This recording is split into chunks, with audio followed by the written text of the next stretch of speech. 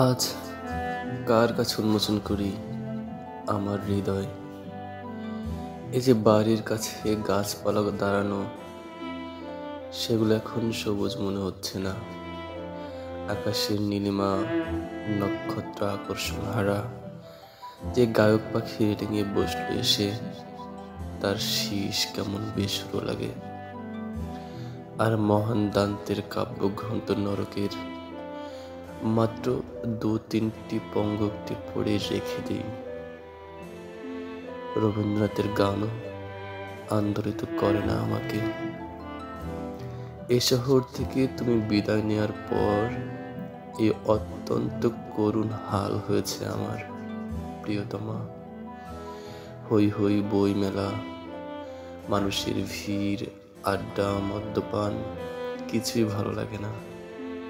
একা একা থাকি, নিজেকে ছন্ন ছাড়া প্রেত প্রায় মনে হয়।